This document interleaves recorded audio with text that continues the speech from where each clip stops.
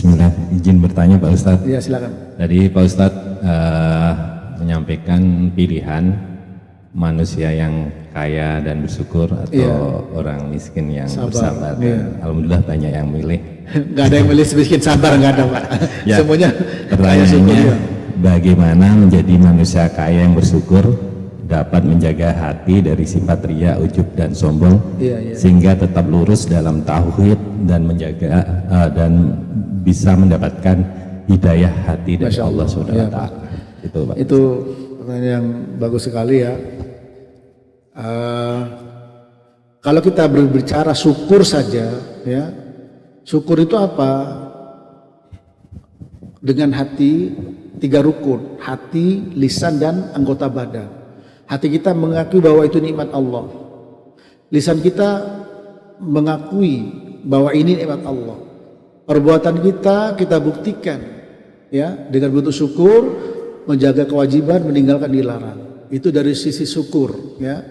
Kana Nabi sallallahu alaihi wasallam idza ra'a ma yuhibbuhu yaqul alhamdulillah alladzi bi ni'matihi tatimmus shalihat.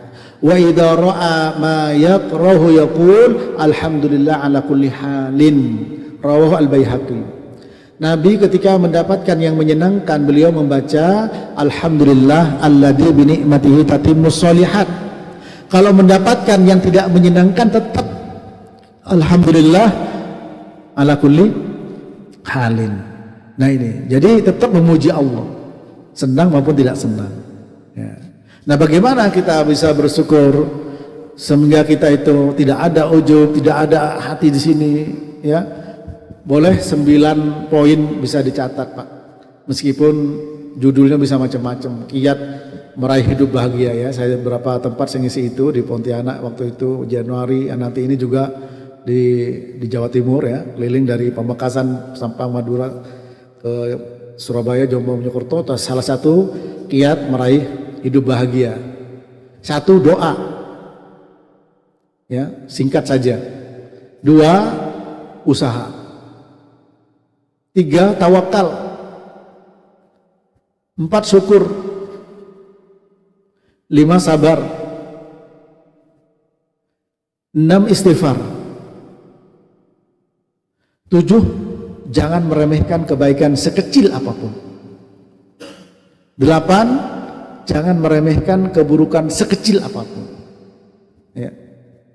Dan 9 berteman dengan orang-orang yang soleh. Nah, soal bahagia. Insya Allah di situ syukur dapat, sabarnya dapat, istighfarnya dapat.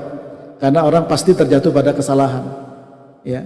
Adapun bagaimana menjadi orang kaya bersyukur sehingga tidak bersombong, itu tadi, bahwa kita doa, kita usaha, kita tawakal, kita akui bahwa yang namanya syukur.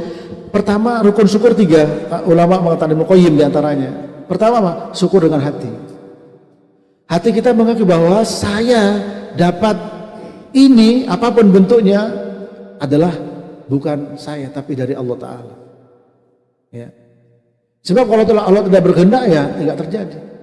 Yang kedua, mengucapkan syukur alhamdulillah alladzi bi ni'matihi tatimmus shalihat. Segala puji bagi Allah, dengan nikmatnya sempurnalah segala kebaikan. Nah, dengan amal anggota badan, kita sholat, kita keluarkan zakatnya, kita sedekah, kita kasih ke masjid, kita kasih fuqara wal masakin, itu bentuk syukur yang benar.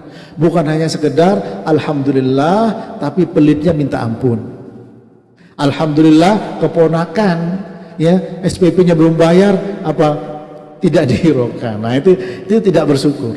Nah, dan yang paling berhak untuk mendapatkan bantuan adalah kerabat terdekat. Kalau kita ngasih bantuan orang lain dapat pahala sedekah, tapi kalau kerabat yang punya hubungan darah, sedekah dan silaturahim itu lebih afdal kata Nabi. Ini para jamaah, dia biarkan paman-pamannya, bibi-bibinya yang barangkali perlu bantuan. Itu bentuk syukurnya, ya. Dengan apa? Anggota badan. 3 pilar, 3 rukun. Syukur dengan hati, syukur dengan lisan, syukur dengan anggota badan. Dengan hati mengakui nikmat itu datang dari Allah. Fabi ayyi ala'i rabbikuma tukadziban. Nikmat Allah yang mana kamu dustakan? Itu. Yang kedua dengan lisan, kita ucapkan alhamdulillah. Bahkan ya Nabi ketika mendapatkan tidak menyenangkan apa? alhamdulillah ala kulli halin. Jadi kalau nanti motor hilang, nggak ada orang begitu.